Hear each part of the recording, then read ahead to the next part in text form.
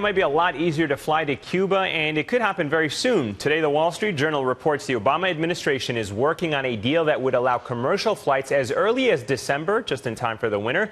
It would also loosen travel restrictions for Americans, despite a congressional ban that's been on the books for more than half a century. Joining me now is Cuba expert and travel journalist Christopher P. Baker, who wrote the guidebook, Moon Cuba. Thank you so much for joining us, Christopher. A lot of folks, I can tell you, are excited about this. Let me start off with, what does this news mean for average Americans who want to travel to Cuba?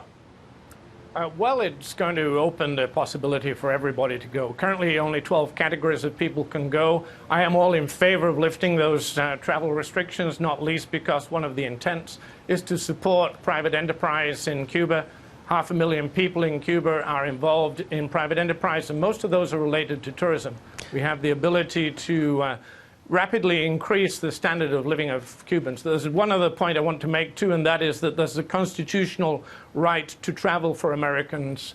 And I think it's disingenuous to point a finger at Cuba and talk about restrictions in Cuba, whilst the U.S. government itself restrains Americans from going to Cuba without permission. So in between the actual lifting of the travel restrictions and now, what is the best way to do it if I wanted to travel to Cuba right now? Well, currently, I think the best option you have, which is the only route that any U.S. citizen can use, is to go with a tour group under what's called a people-to-people category. I, for example, lead custom tours, photography, motorcycling trips, and other tours to Cuba. That's the only way they can do it, people-to-people. All right. And let me ask you this from a Cuban perspective. Is Cuba ready for this? I mean, do you think they have the accommodations, hotel rooms, and even the infrastructure to handle such a huge spike in the people that would be coming over? Well, they currently get 3 million tourists, and the place is almost running at capacity right now. They certainly face a big problem. They have got to rapidly increase their hotel capacity. That is for sure. And listen, a lot of my friends always say this point to me, which is they're worried that with the easing of restrictions and sanctions, McDonald's is going to go in there. Cuba's, charm and history is going to change. So what do you think Cuba is going to look like in 10 years? And is this the time to go now, or do you think that Cuba itself is going to resist some of that presence of big American corporations?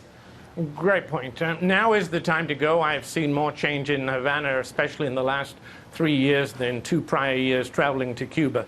There's much more money in the system, changes happening, more modern cars, etc. The old American cars may be gone in 10 years. And, of course, I think by then the U.S. embargo will be history. U.S. corporations will be there. I will not be happy to see McDonald's there, but there's certainly room for Marriott, Four Seasons, etc. I like that you threw in the Four Seasons there. I guess we know you're a luxury traveler then. So let me ask you this.